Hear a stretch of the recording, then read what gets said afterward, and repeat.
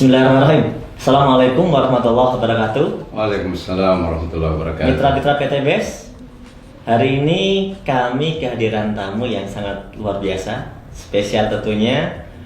Di depan saya ada salah satu dari tim konsultan Eco Farming. Beliau adalah Bapak Jamaluddin Al-Afghani. Selamat datang Pak Jamal. Terima kasih. Di kantor PT BES. Beliau selaku Widya Swara bidang pertanian organik di Kementerian Pertanian. Kemudian beliau juga asesor pertanian organik Lembaga Sertifikasi Profesi Pertanian Kementerian Pertanian. Ya.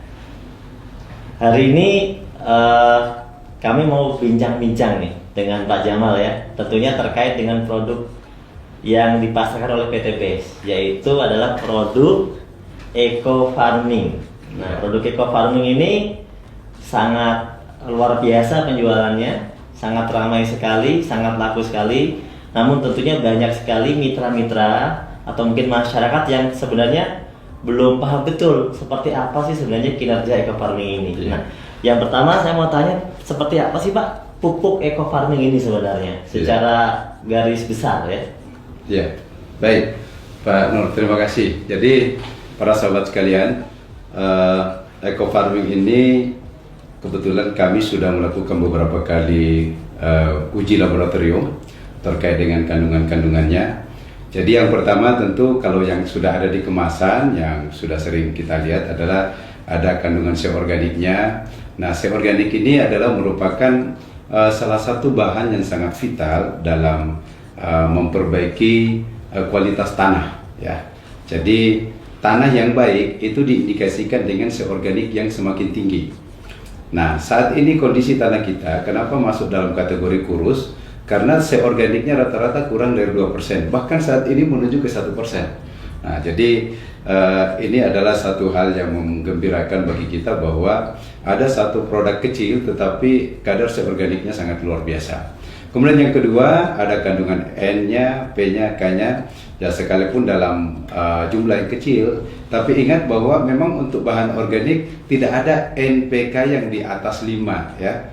Jadi kalau Mas Nur, kalau misalnya ada pupuk organik yang N-nya di atas 5, itu malah dipertanyakan, jangan-jangan pakai urea.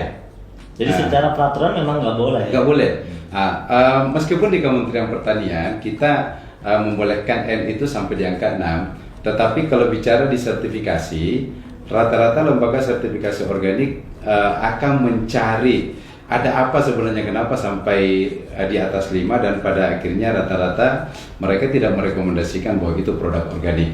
Jadi kalau organik murni jarang sekali kita dapatkan di atas 5. Nah, kemudian yang kedua, Pak Nur, ini yang luar biasa dari hasil uji kami bahwa di dalam pupuk ini ternyata mengandung mikroba yang luar biasa besar. Jadi kalau misalnya nilai NPK-nya kecil tetapi mikroba penambat nitrogen itu yang tinggi, sehingga dia bisa mengambil nitrogen yang ada di udara. Ingat ya, di udara ini ada nitrogen sekitar kurang lebih 80% yang bisa diambil oleh mikroba. Di dalam tanah mereka juga mikroba-mikroba ini, kalau bahasanya kepala badan kami kemarin mengatakan bahwa mikroba ini ibaratnya adalah pasukan khusus. Pasukan khusus. Pasukan khusus yang bekerja di dalam tanah, merombak bahan organik, menyiapkan nutrisi-nutrisi sehingga unsur hara tanah ini tercukupi untuk dimanfaatkan tanaman. Iya, karena banyak sekali pertanyaan kan, kenapa Eco Farming ini bisa bikin pertaniannya subur sedangkan kan kandungannya kecil gitu kan? Nah, termasuk juga mungkin gini, Mas Nur, bahwa masa sih benda sekecil ini bisa digunakan untuk 1 hektar gitu ya.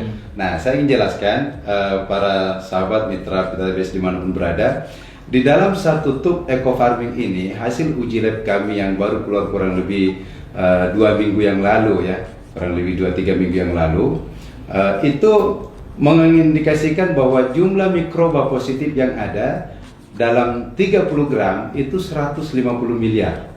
Nah, padahal dalam kondisi belum diapa-apain ya? Belum diapa-apain. Nah, ada 150 miliar. Itu minimal dari 5 kali ulangan, 5 kali ulangan di dalam pengujian di laboratorium, itu nilai terkecil adalah 150 miliar. Nilai tertinggi diperoleh 189 miliar. per 1 tub. Jadi kalau kita ambil tengahnya itu kurang lebih sebenarnya 170 miliar rata-rata gitu. Rata-ratanya ya. Tapi itu maknanya apa? maknanya begini, dengan mikroba yang dalam jumlah yang besar itu ketika kita aplikasikan ke tanah sebenarnya tidak perlu langkah awal tidak perlu sebenarnya kita lakukan pengembangbiakan lagi, fermentasi gitu ya. Itu yang pertama. Yang kedua, ketika kita aplikasikan ke tanah di dalam satu kali aplikasi, misalnya kemarin saya membuat sebuah catatan kecil bagaimana kita breakdown di dalam dalam 1000 ml itu ada 150 miliar misalnya. Nah, artinya setiap 100 ml itu ada kurang lebih 15 miliar. Nah, jadi dalam 50 ml itu ada 7,5 ada sekitar 75 miliar ya, ada sekitar 7,5 miliar maksud saya. Ada sekitar 7,5 miliar dalam satu tangki. Dalam satu tangki yang dicampur dengan, yang dicampur dengan 15 liter air. Nah, ini artinya apa? Mikroba yang begitu banyak ketika kita aplikasikan, ini pertama ketika dia turun ke tanah, mereka akan berkolaborasi untuk memperbaiki kualitas tanah.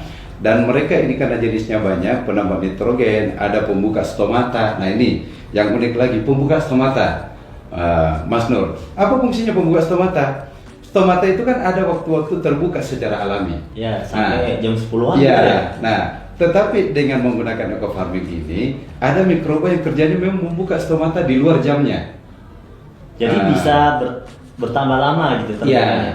Nah, sehingga kenapa kemudian teman-teman misalnya di sawit ya, tadi kita dengarkan ada tamu dari Bengkulu mengatakan ada petani yang mengaplikasikan baru sekali, tadinya daunnya itu nggak bisa terbuka untuk keluar sawitnya, baru sekali aplikasi ternyata udah pada keluar setelah 28 hari.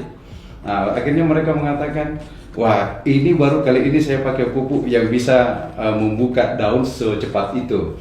Nah, kenapa itu bisa terjadi? Karena kerja mikroba.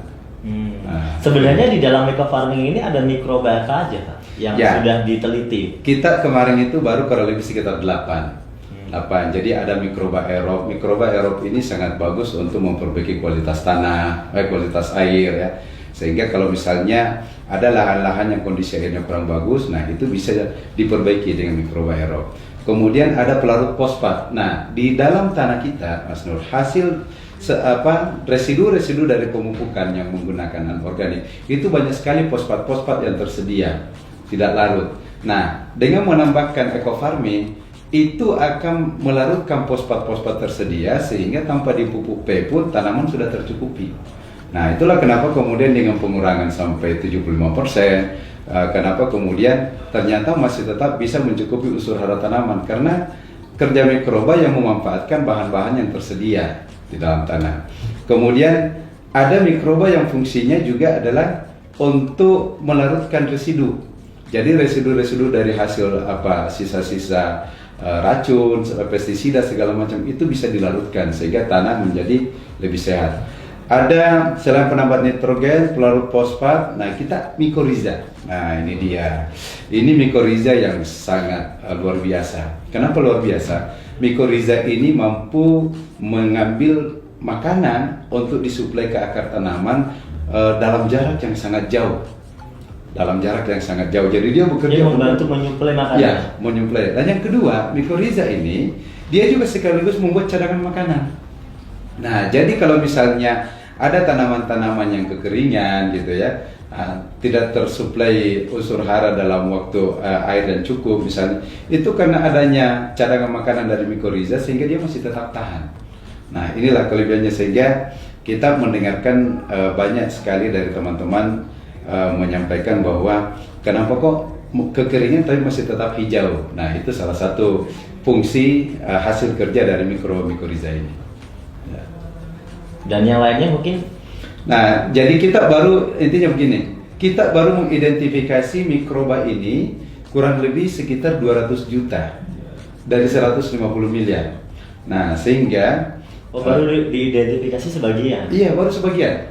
Dari 150 miliar ini hasil uji kita baru kurang lebih 200 juta yang teridentifikasi. Artinya apa? Masih banyak mikroba-mikroba positif lain yang belum kita ketahui apa namanya, tetapi hasilnya sudah nampak kinerjanya. Nah, jadi begitu diaplikasikan ke tanaman, loh kok ini bagus. Nah, itu dia rupanya kolaborasi dari banyak mikroba ini memberikan pengaruh yang luar biasa untuk menyiapkan unsur hara dalam tanah.